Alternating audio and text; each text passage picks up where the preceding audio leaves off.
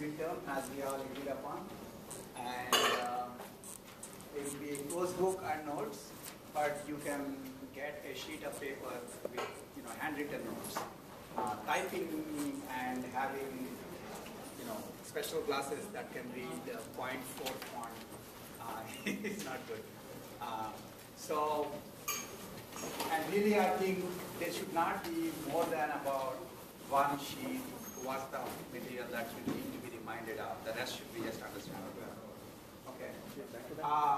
And then you can, I guess, in some places, obviously, you might be doing multiplications and additions, and you can get a calculator if you want to.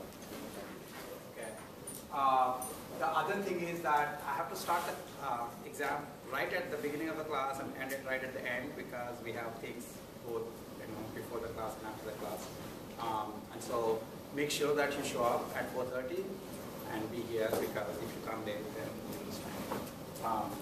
Normally, the exam tends to be longer than the time that you have for it, for most of you. So you don't want to lose time.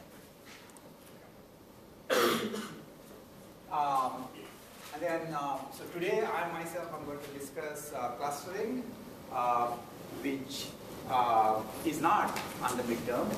So that doesn't necessarily mean you should just fall asleep right away.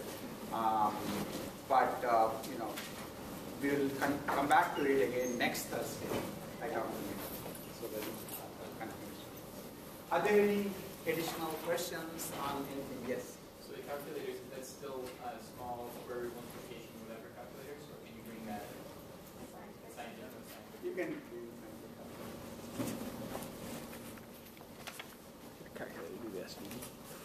Anything else? That's it? Calculator is the best question you have on the exam. Okay, so, fine. So I will be, if you have questions, send me mail, depending on, either I or Sushavan would get back to you. You still have, I think, 5 days, so there's enough time. So anyway, what I am going to do today is continue discussing clustering, which I already explained why clustering, why we're looking at clustering in this class. So now I'll just go back to the classic of clustering. Okay, assume that we are interested in clustering things, clustering text documents, but really to understand the algorithms, you might as well think in terms of points in some Euclidean space. Okay, so our vectors in Euclidean space. So essentially, suppose you have two-dimensional vectors in this particular case, and here are these vectors. So the question is, do you see clusters here? Okay, how many clusters do you see? 2. Okay, why 2? Why not? Why not? These guys can, make a little cluster by themselves. Those guys can make a different cluster, etc. So it's not obvious, first of all. I think most of us probably see 2 clusters. But it's, the issue really is you can find as many clusters as you want, actually. In fact, one of the issues that we'll talk about is how many clusters are there for, these many points. And it turns out it's a humongously large number. Okay, it's a combinatorial number because there are many, many different ways of clustering them. Even if I assume that I am looking for 2 clusters, okay, even if I'm assuming that I'm looking for 2 clusters, there still is a question of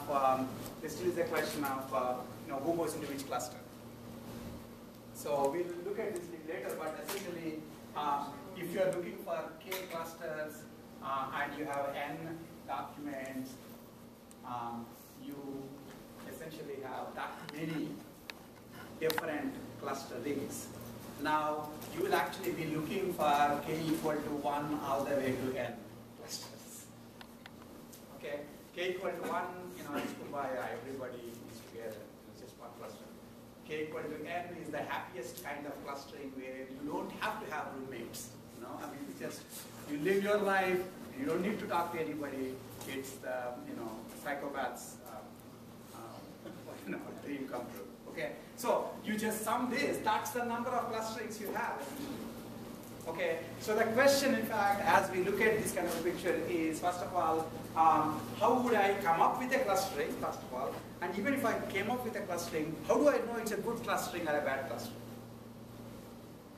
Okay, and then, so in some sense, just as in the case of relevance, in the case of deciding whether a document is relevant or not, we first discussed how would you know, if you came up with some IR system, how would you evaluate it? Is it good or better or worse than your friend's IR system?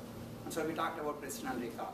So pretty much the first thing we'll do today is talk about how would you evaluate a clustering if you came up with one. Okay?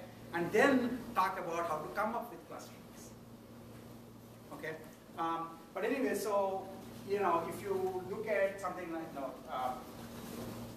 looking at the general points about the clustering, one, of course, one very important issue in the beginning itself is, are you looking for hard clusters or soft clusters?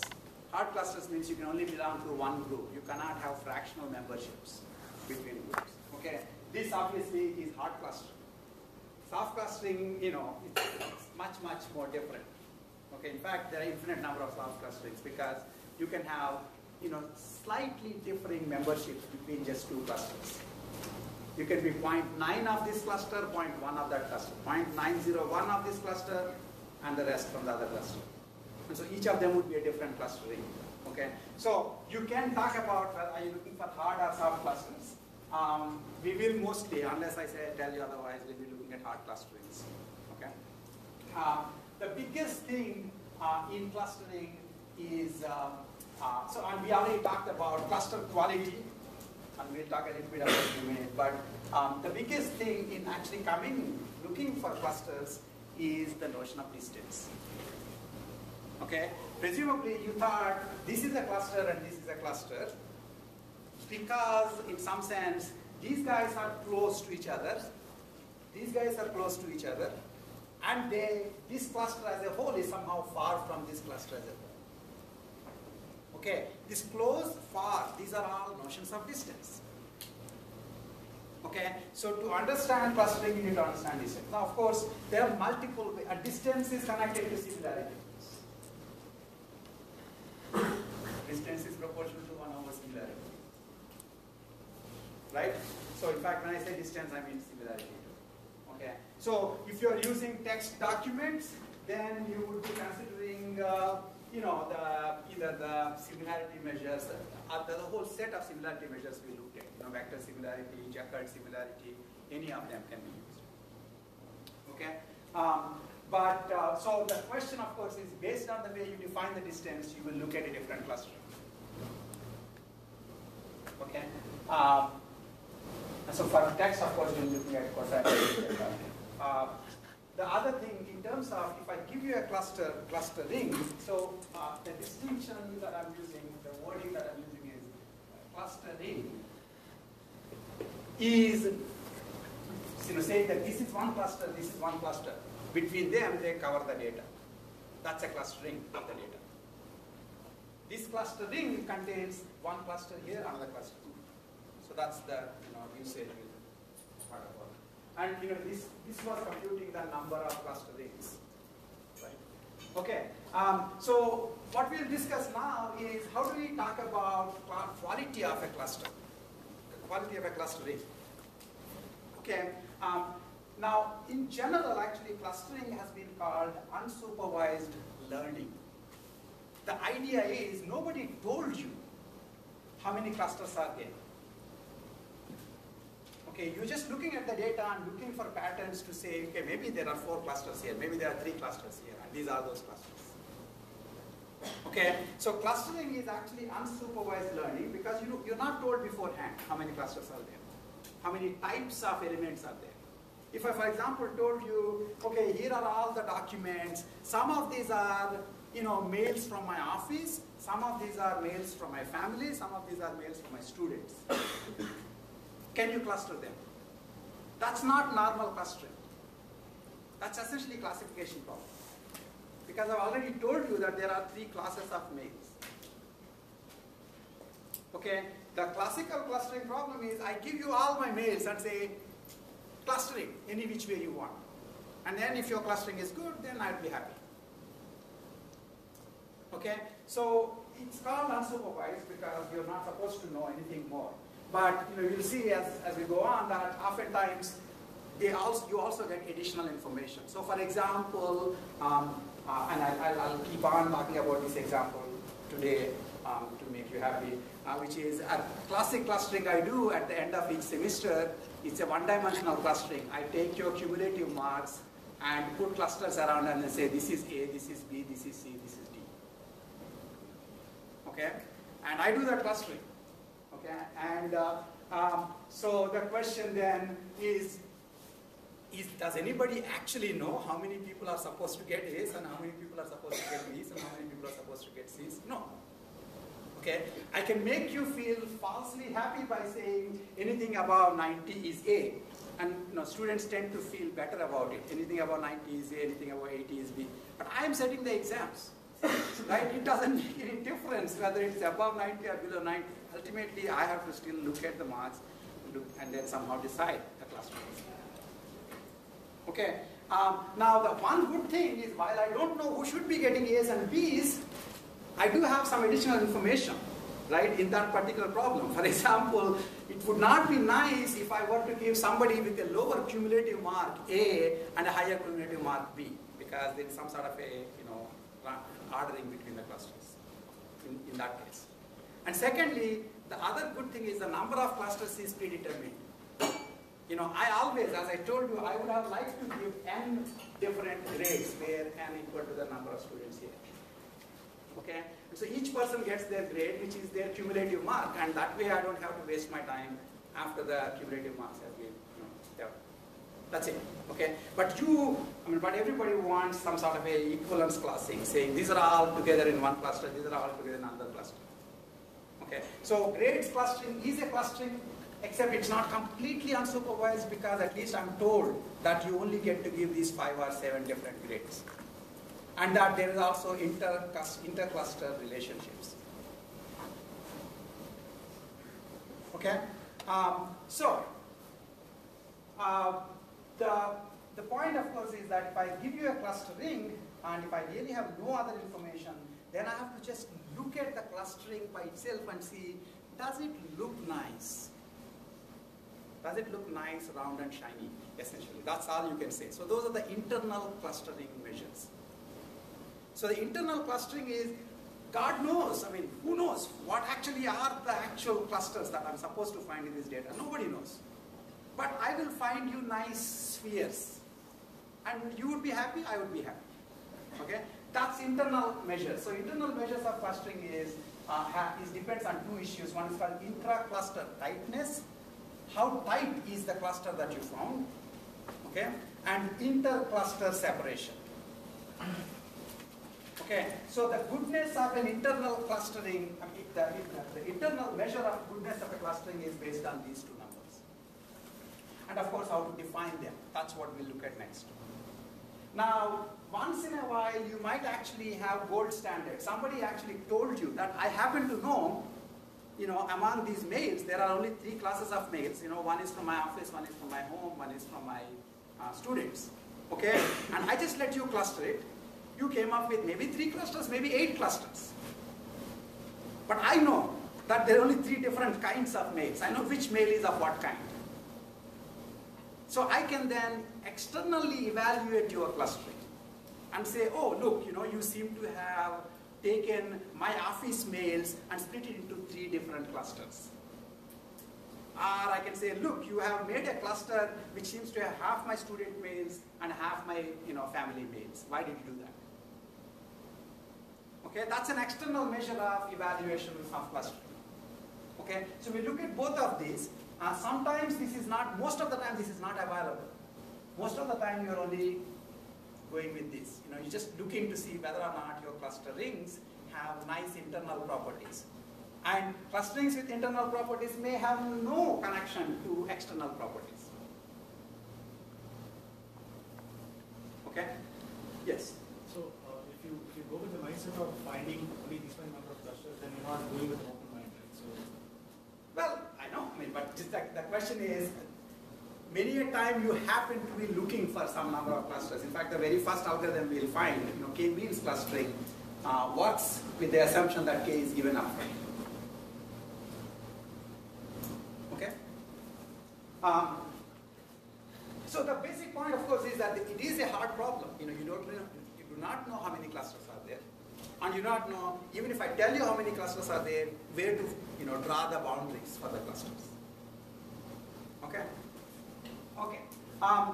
So the clusters can be evaluated in terms of internal measures and then external measures. Okay. So I'll look at first the internal measures. In the case of internal measures, you talk about intra-cluster distance and inter-cluster distance. Okay. So that's what we'll look at first. Okay. So here is the intra-cluster distance or tightness of a cluster. Now, what does that depend on? It depends on the distance between points in the cluster. Now, it turns out even that is not very easy to define. There are multiple ways of defining it. This whole slide is to say that there can be a spectrum of internal measures of goodness of clustering.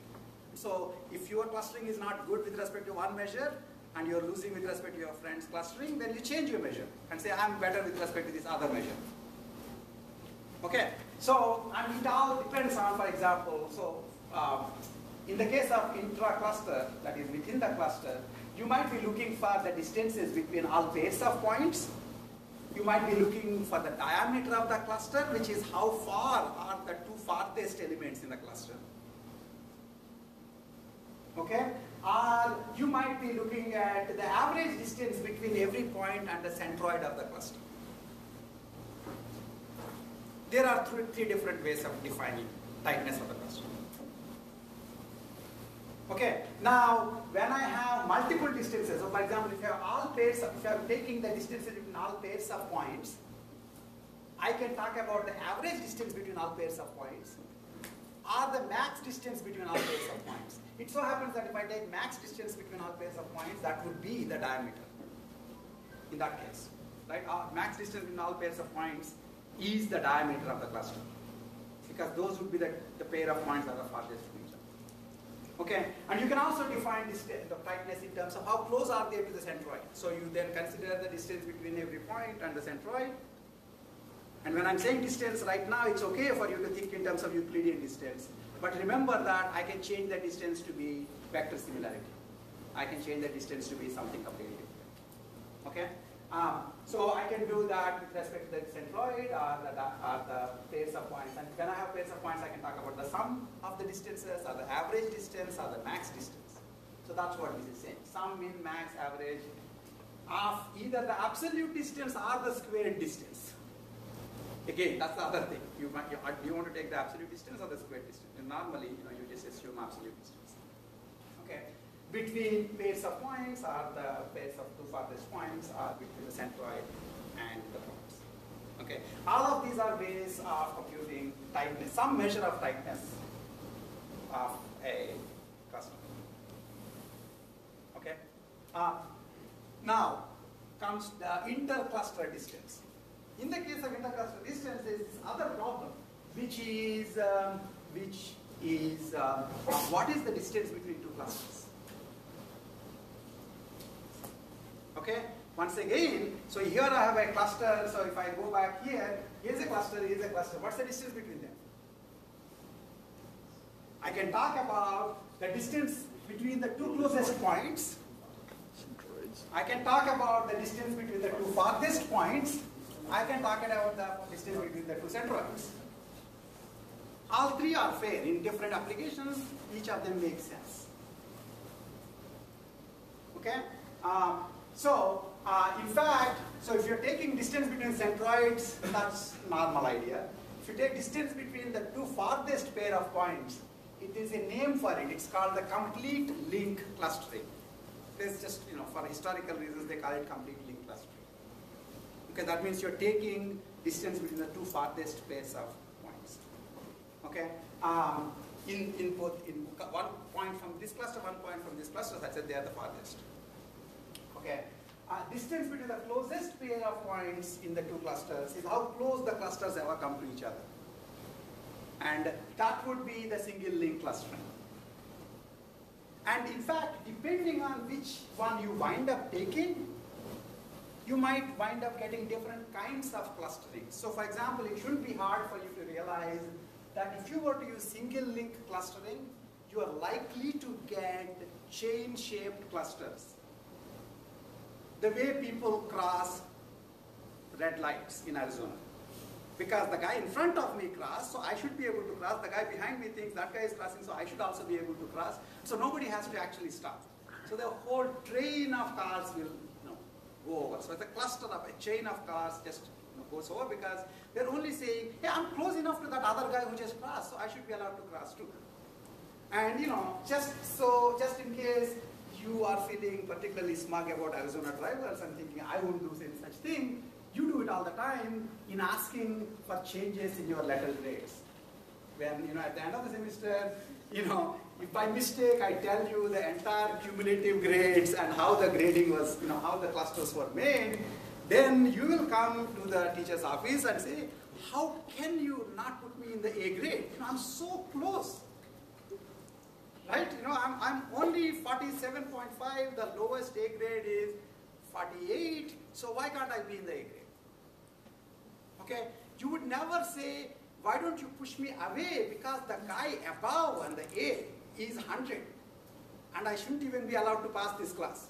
You would never say that. You would never say that, right? You would never use complete link when you are asking for grades. The teachers, on the other hand, are looking at the complete link. They're saying, how can I, in good conscience, put this bozo, and this person in the same cluster, right? You, on the other hand, want better grades, so you say, you allowed him to go into A grade, which is the other side of the red light, so why can't I too go in? Okay, so again, I think they're reasonable. I mean, there's nothing wrong with what you're doing. It's you are optimizing your objective function, and your objective function is to get better GPA, and this is the way to tell it, okay? So my point is that if you ever forget about what is complete link and single link, remember grading analogy. Complete link is what the teachers probably are looking at. Either complete link or centroidal distance between clusters is what the teachers are looking at, and the single link is what you would be looking for. Okay, how do I argue my way into the next cluster? Okay, fine. So the point again in this slide is that there are multiple ways of defining. So the multiple ways of defining the goodness of a clustering. The goodness of a clustering is some function of the intra-cluster tightness and inter-cluster distance, where the function can be something else. Okay, and then each of the components can be defined in multiple different ways. Intra-cluster tightness can be defined in different ways. Inter-cluster distance can be defined in different ways. And the way you define it actually winds up having an effect on the kinds of clusters you will find. Okay, if you are looking, if you are basically defining single link as the distance between clusters, then you will actually find chain-shaped clusters. If you do complete link, you will find more spherical clusters. Okay, actually we'll look at this example a little later, but think about this example. There are 1, 2, 3, 4, 5, 6, 7, 8 points. That's it. Okay, there are two clusterings, the red clustering and the black clustering. Can you see that picture and see which one would be produced by complete link clustering and which one would be produced by single link clustering? Do you understand what I'm saying? So who would produce the single link? So the single link, the one vertical ellipse. Vertical ellipse. Black one. So if you're maximizing the distance between the farthest elements, okay, which one do you get? And if you're maximizing the distance between the closest elements,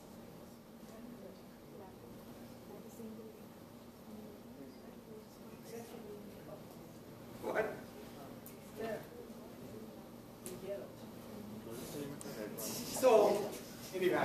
me the answer, but think about that. Okay, so that's basically, in that case, you can see two clusterings, and the two different clusterings come from the two different ways of defining cluster distances.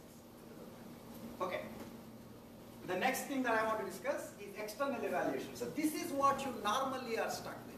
You don't expect to get anything more than looking at your clusters and seeing, are they nice and shiny? That's it. Okay. But when you actually start making decisions using these clusters, the big bad world might say, no, you're completely wrong. And you will only find this, over a period of time. Okay? But sometimes you might actually have gold standard. Up front, as I said in my mail example, I may have told you what is the kinds of mails I have. So in fact, here is my example where, let's say, the red points are, let's say, office mails, the green points are the family mails, and the blue points are the student mails, let's say. I have told you this. You are trying to do the clustering, okay? And you did not know, while you are clustering, you did not know the labels. Because if you do know the labels while you're doing clustering, then you don't need to do clustering. You say whatever you said, and then be done with it. Okay, so I let you do the clustering and you came up with these three clusters. Okay, which is normally, in this case actually, at least it so happened that there are three clusters and there are three classes. But that's also not required. When you came up with a clustering, you might come up with two clusters, or one cluster, or 25 clusters, even though there are only three classes. Okay, but so let's look at this. So there are three classes, and it also happens that there are three clusters. In this case, basically, I have external evaluation because I've been told what the classes are to begin with.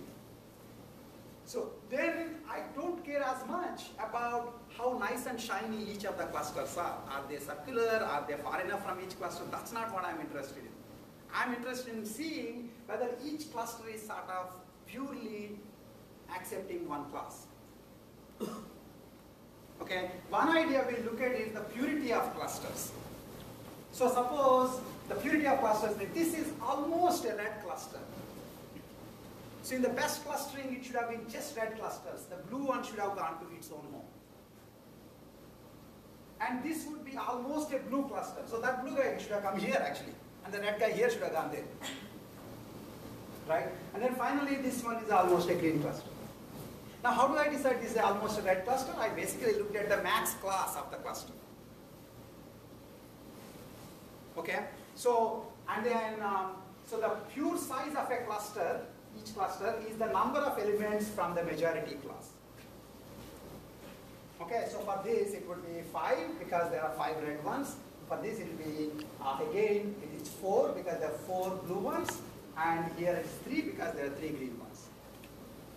Okay, and then I will then define purity of clustering, a measure, as the sum of the pure sizes of the clusters divided by the total number of elements across all clusters. And had you done it in such a way that all blues were here and all greens were here and all reds were here, then essentially this should have been 1 by 1, which would be 1. The same number by the same number, so the total number of elements by the same total number of elements, that would be 1. So that would be the best purity. Anything else will be less than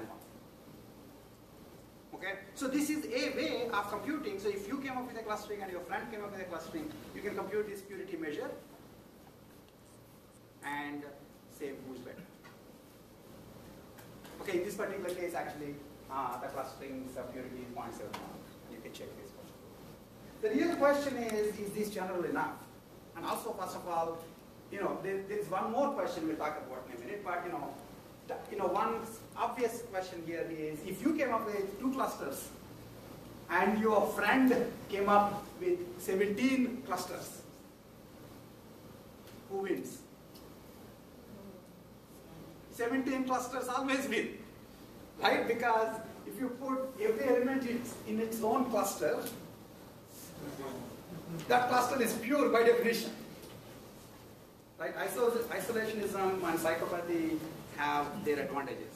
Okay? So basically the problem is that, in fact, you'll see this a little later too, but in general, if you increase the number of clusters, you can just increase the purity by increasing the number of clusters. So if you came up with 2 clusters, your friend came up with 3 clusters, this won't compare well across the different clustering sizes. This is a pretty good measure for computing across the same number of clusterings. So this is a good measure for me to actually suppose, like Michael Crow or somebody in ASU have figured out the inherent airworthiness of each of the students. Okay? And then they're trying to test me to see whether or not I'm finding the true A, B, C students. Okay? Since there are only so many grades, A, B, C, D, E, I presume, okay? Then essentially the number of clusters is the same, and so number of classes, if I came up with one clustering and a different teacher came up with different clustering, they can compare to see who's the fewer clustering with respect to the true labels. Yes? So this can compare with recall person. In a minute we will do that, but yes. Actually the next one will be even better connection. But these have connections to purity. The purity has connections to precision, for example. Okay, but then the next version which we'll look at, which is more general, actually takes both precision and recall into account, both false positives and false negatives into account. Okay, but that's a very good point. One thing, so in general, this idea won't work if your number of clusters increases. There are ways, there are other methods for comparing clusterings of different sizes, okay, which sort of take into account, sort of have to have a penalty factor for the number of clusters. Okay, but I won't look at that right now. Okay, the second idea is in this particular case, in some sense, there's a problem with this measure, which is, in essence, you're saying that 17 clusters would give you perfect clustering, a perfect measure. Right? Just, if anybody tells you that they're going to be doing purity-based check on your clusters, you just put every, element in its own cluster, and you'll be done with it then. Okay? So there's something wrong, inherently wrong about purity-based clusters, unless you also give the number of clusters.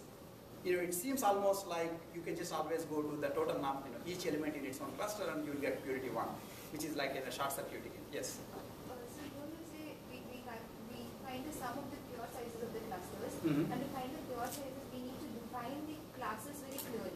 And if we have the classes, then why are we doing clusters? No, but that was my whole point. I think, sorry, again, my whole point was that this is stuff that I happen to know and I'm testing you. I'm testing your clustering after the fact. In real world, external evaluation of clusters is an oxymoron. You see what I'm saying? In real world, you don't know what the classes are.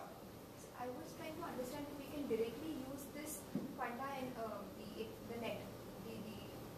Yeah, but the point is, if you happen to know, in some cases, if you happen to know what are the classes, then you may be able to do external evaluation. Okay? But then it would not make that makes it actually into a more of a multi-class classification problem than a clustering problem. Okay, we'll get to classification in a minute in like a couple of classes anyway.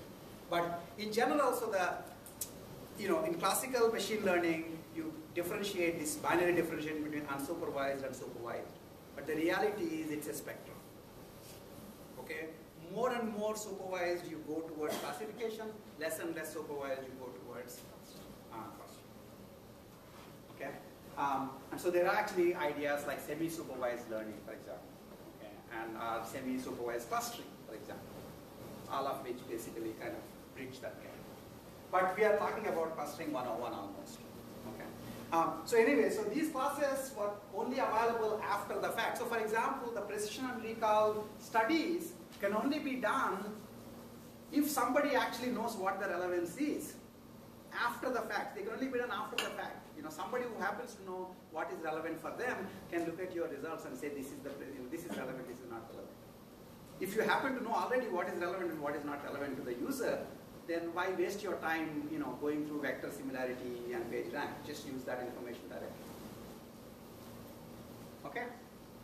So, as I said, the problem with this is that, if ultimately you're saying that it's actually a reasonable idea to put everybody in their own cluster. That sort of makes no sense. So, another way of looking at it is, what actually are we doing when we're doing clustering? We're trying to put friends together and enemies apart. That's another way of thinking of clustering. Okay, now the concept of friendness doesn't apply to single individuals. Ignoring narcissism. Okay, so the point is that you can talk about friends, you have to talk about pairs of people, pairs of elements. Okay, so the reality is you shouldn't be thinking about the elements, you should be thinking about pairs of elements. And for every pair of elements, you want to see if it was a friend, that means I'll assume that all reds are friends, all blues are friends, all greens are friends. Okay? My question then is, am I doing my level best in keeping all the friends together and keeping all the enemies separate? So not only are the reds friends, blues friends, greens friends, reds and blues can't get along, blues and greens can't get along, greens and reds can't get along.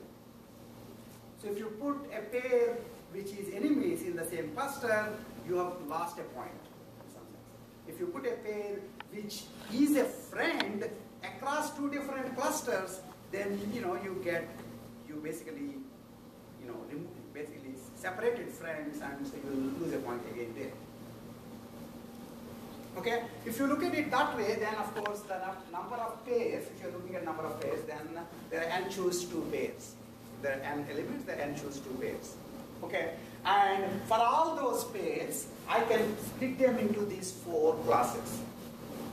Okay, so on top, it's basically, are they for this pair, are they in the same cluster according to the clustering? That means, are they under the same circle? Or are they in different clusters according to the cluster? And then this one is saying, are they of the same color? That means, are they supposed to be friends according to the ground rule? Or are they supposed to be enemies according to the ground rule? Okay? So, if you are in the same clustering and you are supposed to be in the same clustering, that's the true positive. In some sense, that's a true positives. Okay? And if you are in different clusterings and you're supposed to be enemies anyway, then it's true negatives. You're supposed to keep them separate. Okay? And then the other 2 are false positives and false negatives. Okay? And then what I will do is, I will count the, So I will I'll have a measure called rand index, which is basically TP plus TN by the total number of pairs. Yes, there was a question. The column, Mm-hmm. is that the classification of the... Which one? These columns? They are supposed to be, this is asking, are you in the same clustering? Are you in the same cluster in the clustering that the user came up with? Okay? And this one is saying, are you supposed to be in the same cluster? How do you know that? That's, again, this whole thing, we're going back and forth on this. This is external validation. After you came up with the clustering. Okay, so the idea is, you came up with the clustering. When you came up with the clustering, all these points had the same color, gray. Because you have no idea who is supposed to be together, who is supposed to be partner. You actually believed that you selected them in such a way that these are all supposed to be together, these are all supposed to be together, these are all supposed to be together. That's what your best bet is. And I, the oracle, have come and told you, well, actually the colors of these are red, this is blue, this is green and red, that's red, red and green. This is after you were done. So now I can get to, check how well you did in the exam. So presumably when you're writing your midterm answers, you write the best answers you think you can write. And then I look at the answers that I have and then compare them and give you grade. It's external validation. Okay? If you already know what are the answers I have, then you shouldn't think. You should just copy them. Right? Okay? So the whole idea is you don't know that. So external validation occurs, after the fact. And what I'm saying is that in general, actually, in clustering, you may never have external validation. You may never have external validation. For the longest time, we have essentially decided certain groups of people have certain kinds of characteristics. Okay? So remember, HIV was called what? GIS or something, gay-related disease. Why? Because they were trying to do clustering. They were trying to look at all the people who have AIDS, all the people who didn't have AIDS, and came up with a smart idea that these seem to be homosexuals, these were not. Okay? Anything that's actually not conforming to the hypothesis, we'll call it experimental error. And then come up with a name. And we lived with it for a long time. Okay? We lived with it for a long time. If in fact the president of some country happened to know the true answer, they could have come and told you, hit you on the head and say, hey, you made a mistake. Your clustering is wrong. The clustering should be a different way. We don't know what's the right cluster most of the time. So we make our clustering, we live our life with our clustering, we get hit by the nature, and then if we have any brains, we change. If not, we just die. Okay? So that's the nice thing about unsupervised learning. Once in a while, we happen to have external validation, and you can connect it. Okay? You are making clusters all the time in your life. You have no clue whether those clusters are right, and you would not know right away. That's why it's unsupervised learning. Yes? But there could be multiple clusters on the same data in different types. It depends. Yeah, of course. I mean, the question, of course, is yes, indeed. There are multiple ways of grouping people. Multiple ways of grouping entities. Okay? And in fact, how you will get the multiple clusters is based on the distances. If I change the distance measure, I get a different, change the distance measure, I'll get a different clustering. Okay? The stupid distance measure that we were using when we thought, when we gave a different name for HIV, is because we thought the features that matter in defining the distance measure have to have, for example, the sexual orientation. Okay? Now you made fun of me when I said a couple of times in the class that, when I'm trying to, classify you guys, can I take the length of your hair in deciding whether you get A grade or not? Right? Well, you won't know upfront whether or not it's a relevant feature. Okay, so in deciding distance measures, you have to know what are the relevant features. All the women would get A and we would get B. No, there are some men here. Except me and that guy, we lose. But anyway, but the point being that, again, these are deep questions. We all just make it into simplified calculations, but there are deep questions, in unsupervised learning. Okay, how you define distance changes the clustering you find. How you define, the distance itself is defined in terms of the features. So how you define what are relevant features changes everything. Okay? Anyway, so in this case, so you have, once again, given that the external validation is given after you are done with your clustering, you have true positives, true negatives, false negatives, and then, as I said, it's true positives, true negatives by the total. That would be my measure. And this does have the good property that putting everybody in their own cluster would not be good.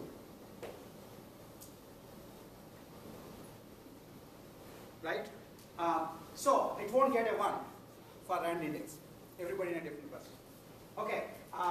Then the other thing is that this connection to precision and recall, this is what we are saying. So if you're thinking with respect to this in terms of the precision and recall measures, the true positives by true positives plus false positives is sort of, is this clustering putting the people, the entities that belong together or not. So the precision is concerned about, are your clusters sort of pure? Okay, and the recall is concerned about, are you missing? So are you taking a clusters of all reds and split into three small clusters of all reds? In which case precision will say it's still fine because red guys don't have any non-red guys in the cluster. But the recall will say, hey, you missed some of the red guys who went into some other cluster. They should be in this cluster. So these, if you think in terms of precision and recall, then you can have a different way of defining this combined measure. In fact, you can also use precision and recall and the F measure based on the precision and recall as the quality of a clustering. Okay, or weighted F measure based on the quality of precision and recall as the quality of the clustering. Okay. So in this case, actually, for this particular example, so it turns out that the numbers here will be 20, 72, 24, 28. And so the RAND index would be 20 plus 72 by the whole thing, which is 0.68. Okay. In case you're wondering how did these magic numbers come, here is one part of the thing, and the rest you can do at home. So we can compute TP plus FP first, which is basically the total pairs in the same cluster. Okay, and so that would be essentially there are 6 C2 cluster, 6 C2 here, 5 C2 here, and 6 C2 here, 6 C2 here, and 5 C2 here. These are all the pairs who are already in the same cluster. Okay, so that would be 40 if you choose to, C2 being choose to. Okay, so choosing 2 out of 6, choosing 2 out of 6, and choosing 2 out of 5. If you add them up, you'll get 40. Okay, of these, of course, only some of them are actually true positives, because those not only are in the same cluster, but they're supposed to be in the same cluster. Okay, so this is an interesting thing. So here, of course, 5 choose 2 pairs are in this cluster and should be in this cluster. And similarly, 4 choose 2 pairs are in this cluster and should be in this cluster. And similarly, 3 choose 2 pairs are in this cluster and should be in this cluster. And these 2 red guys are making a little red country in the green country. And they are happy too. It's like little China, little red guys. Yes. Okay? And they are happy too. So basically, 2 choose 2 pairs are in the same cluster and should be together. Okay, this one basically, that's the point I was making earlier, that the RAND index doesn't differentiate between you taking one red cluster and splitting into multiple red clusters. It's missing part of that. Right? Okay, so in this case, that would be 5 choose 2, 4 choose 2, 3 choose 2, plus 2 choose 2. I didn't have to do it for these guys because here there were no pairs of any other color than the majority color. Okay? And so if I do this, then I'll get the TP equal to 20, then I know what FP is. Okay? And then similar way you can compute FN and TL. Okay? And then the bottom, of course, you know anyway, because there are 17 guys here and 17 choose 2. That would be 136. Okay? So that's how you compute the RAND index in this particular case. But the insight is more important. We are no longer talking about individuals. We are talking about, are we breaking pairs? Keeping pairs together. Which is really what a clustering is all about.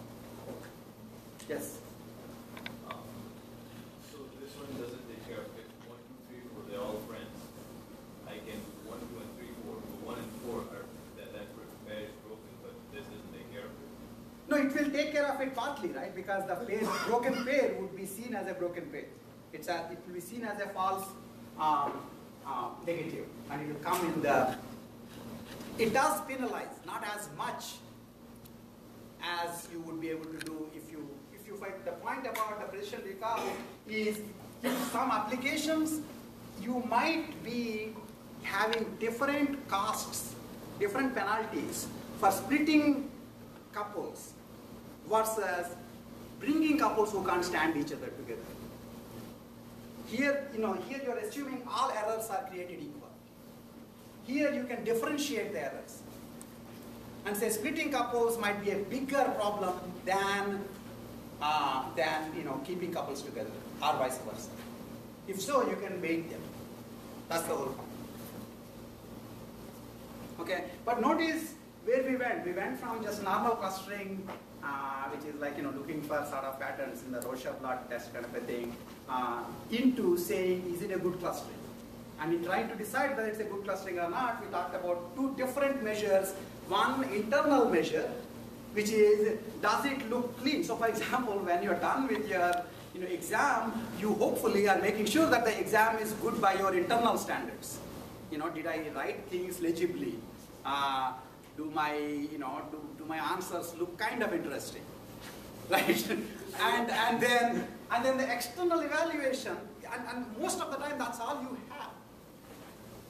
I mean, as much as you hate classes are good because after the end of each exam you get a grade. life is bad because you make these decisions and you're only told most of the time after you're dead and gone that you're a loser. Or you're a winner. Okay, I mean, I keep thinking about this. Remember this guy, Alan Greenspan. How many of you know Alan Greenspan? This guy, I mean, this class doesn't seem to read papers. Alan Greenspan is, a Fed chairman, and he was seen as like the most, amazingly talented economist of his time. He was seen as that all the way until 2008.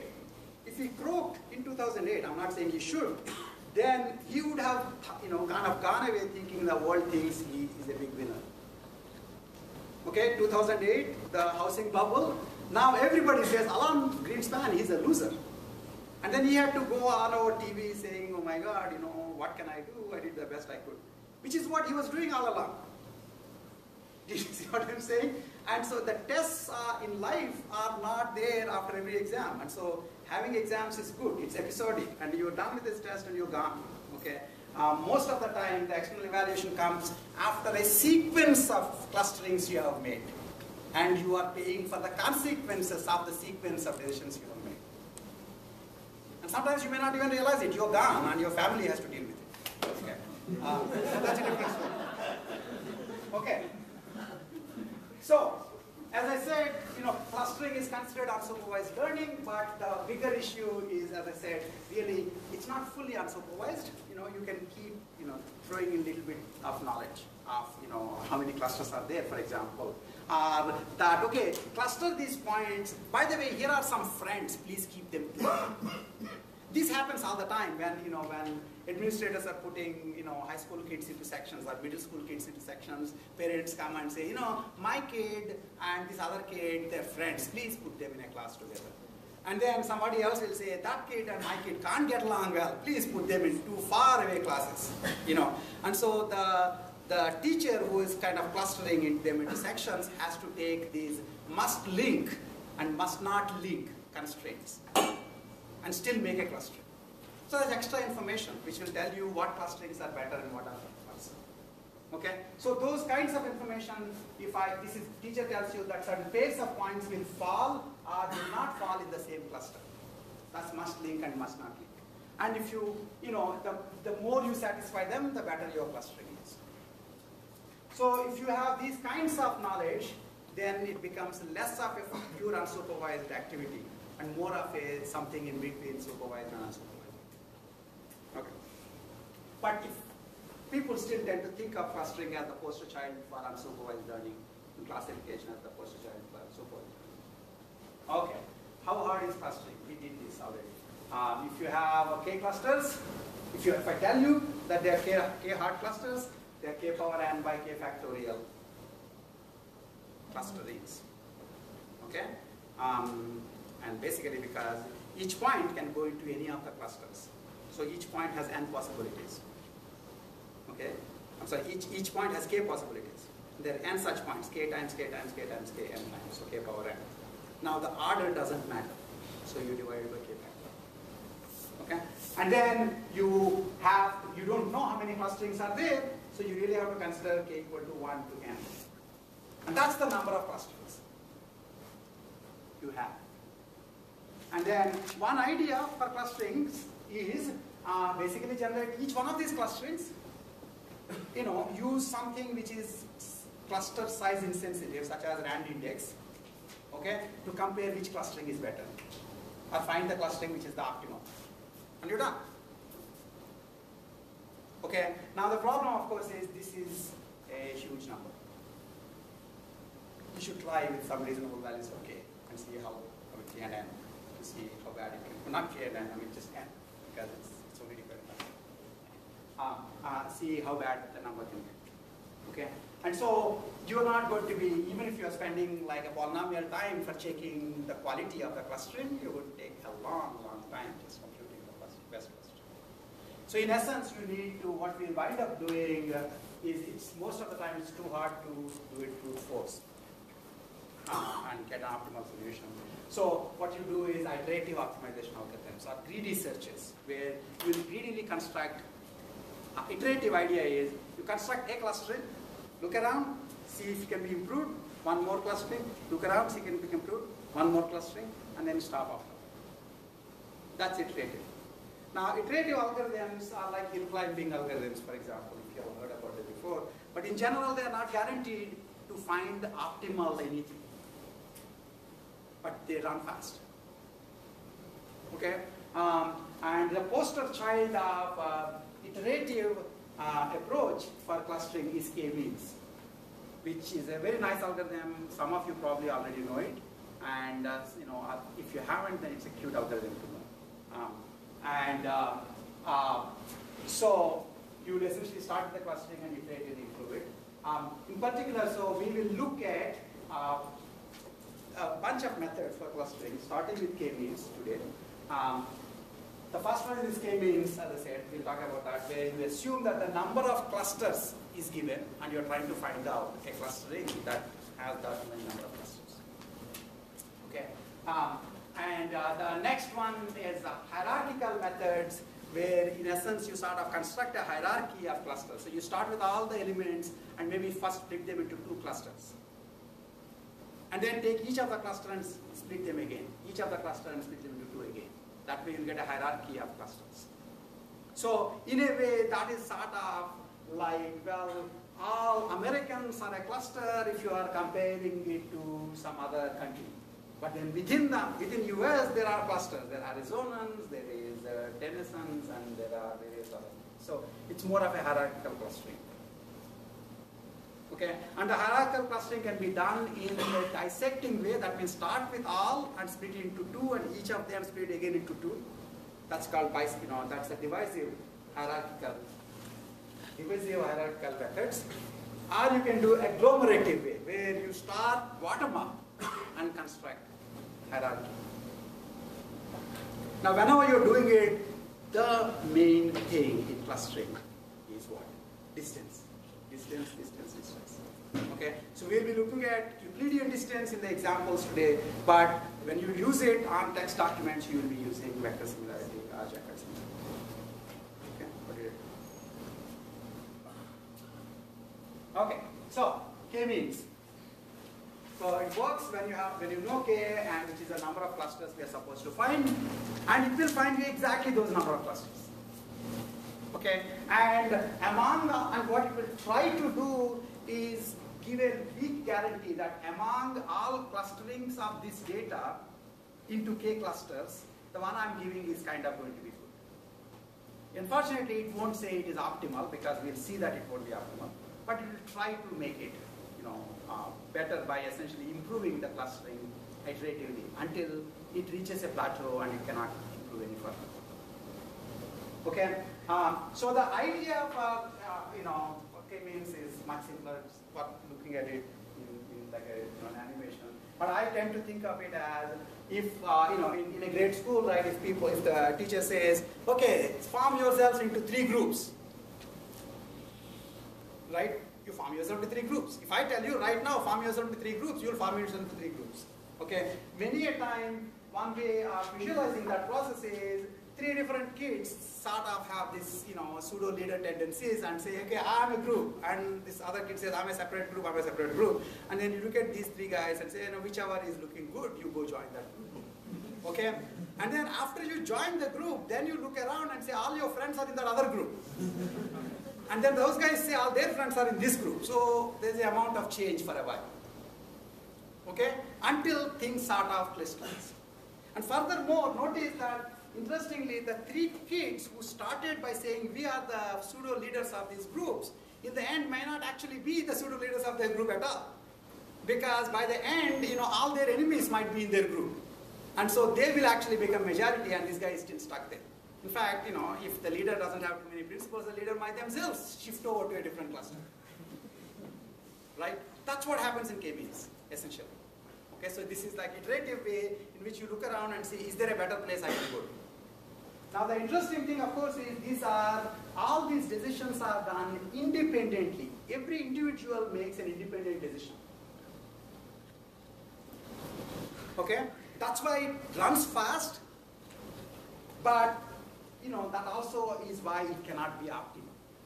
Really, the way to do it is basically while the teacher is about to say you could split yourself into 3 groups, then you whip out your cell phones and start coordinating and say, all of us, the red guys, let's go to this corner. And then you just stand there. Okay, so you coordinate it with everybody in your group. That will lead to much better clustering. Okay, in particular, if sets of elements are allowed to simultaneously shift from one group to another group, okay, then it's going to be better. Then it actually can be optimal. But that would be a lot more work than individuals making the decisions. Okay, yes. Those algorithm terminates in there are some cases that I guess it would have to randomly pick, because if you give a uniform distribution, then it won't. No, it basically, if there is a measure it looks at, and then the measure doesn't change between 2 iterations or doesn't change by more than an epsilon, it just stops. It's the same thing like page rank, basically, iterative computation. Page rank is another iterative computation, right? So here is a nice animation actually from Mooney, Ray Mooney. So, here is your old graph, right? That's the one you're looking at. And then I'll just pick, for the heck of it, these 2 guys become the pseudo leaders. This guy is the red group, this guy is the blue group. Now it almost looks like those are such bad seeds, I mean, you can see, you see what they don't see, which is you see that this is a cluster, that's a cluster. The real question is whether eventually individual decisions will work out to find this cluster. In this case, actually, it will. Okay. So you have red and the blue, and then every point computes its distance to the centroid of the red cluster and the centroid of the blue cluster. And whichever it is closer to, it just goes and joins that cluster. Okay?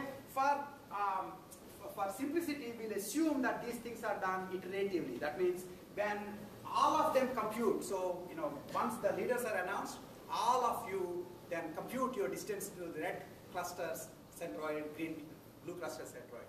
At this time, of course, notice that in the very beginning, the red cluster is just the red guy, the one guy, and the blue cluster is just one blue guy. Okay, as more and more elements come in, you actually have to compute the centroid. And right now, the centroid is the only element. Okay, so all of you are computing your distance to both red guy and blue guy, all these points, and then we'll just shift into the one that is closer to them, and breaking ties randomly. Okay, right? So in this case, what happens?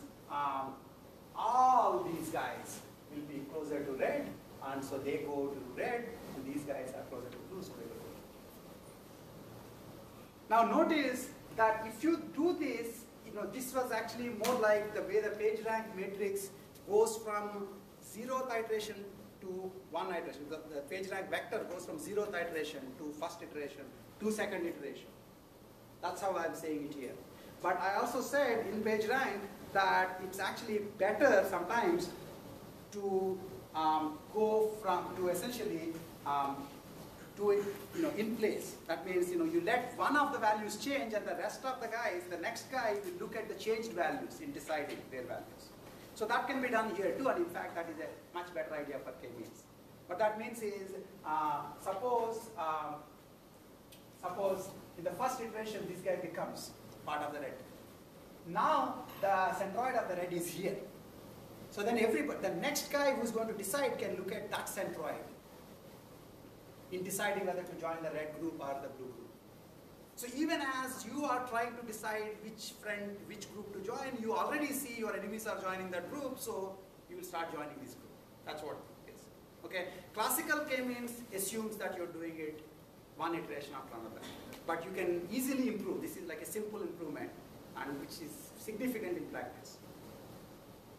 Okay, fine. So in this case, after one iteration, these are all red, these are all blue, and still basically it doesn't. At this point, the way this stops is if nobody changes clusters, then you stop. That's all. That's a reasonable thing. If nobody is changing clusters now, they're not going to change clusters tomorrow. Okay. So at this point, now what happened is that red is such that the centroid for red is somewhere here. And the blue is such that the centroid for blue is sort of somewhere here. Now, given given these new centroids that everybody can again independently, including the leaders. In this case, actually, the original red and blue don't have to stick to the red and blue. Each of them will just, make a decision and join the new class, join the cluster that's closest to them. Okay? If you were to do that, so in this particular case, the red centroid is here, and the blue centroid is here. So now everybody looks at these two centroids and then decides. Everybody, including the leaders, including the old-time leaders, look at these centroids and decide, which cluster they will join. Okay. So then, of course, at this point, once you do this, then everybody, when they make up these decisions, because by this time, what happens is all these guys would realize that they're closer to this than to this.